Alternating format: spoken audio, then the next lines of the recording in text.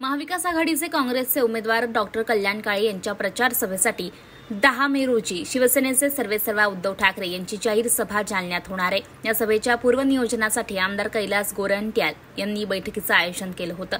बैठकीसाठी महाविकास आघाडीतील सर्व मित्र पक्षातील पदाधिकारी आणि कार्यकर्त्यांची मोठ्या संख्येने उपस्थिती होती।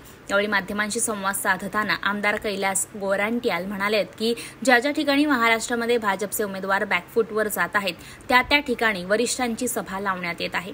गृहमंत्री अमित शहा म्हणाले होते की काँग्रेसची सरकार आली तर राम मंदिराला टाळा मारण्यात येईल। या प्रश्नावर उत्तर देताना आमदार गोरंट्याल म्हणालेत की त्यांना इतिहास कदाचित माहीत नाही। राम मंदिराचं कुलूप सर्वप्रथम काँग्रेसचे राजीव गांधी यांनी उघडलं होतं।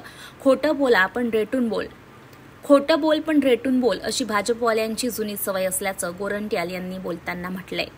बघा, काल जी अमित शहाची सभा झाली, असं वाटतं की जिथं त्यांचे उमेदवार कमजोर आहे, त्यांना नवीन ॲनालिसिस ज्यांना भेटत आहे की जालन्यामध्ये ते मायनस होणार, त्यासाठी त्या उमेदवाराच्या विजयासाठी त्यांनी अमित शहाला बोलून घेतलं।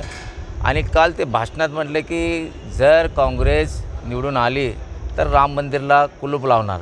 त्यांना हे माहीत नाही की राजीव गांधी पंतप्रधान असताना राम मंदिरचं कुलूप राजीव गांधीने उघडलं होतं। त्यांना हे इतिहास माहीत नाही आणि खोटा सांगायचा आणि रेटून सांगायचा हे लोकांना माहीत आहे। आता 13 तारखेला 4 जूनला त्यांना माहीत पडणार काय आहे काय नाही।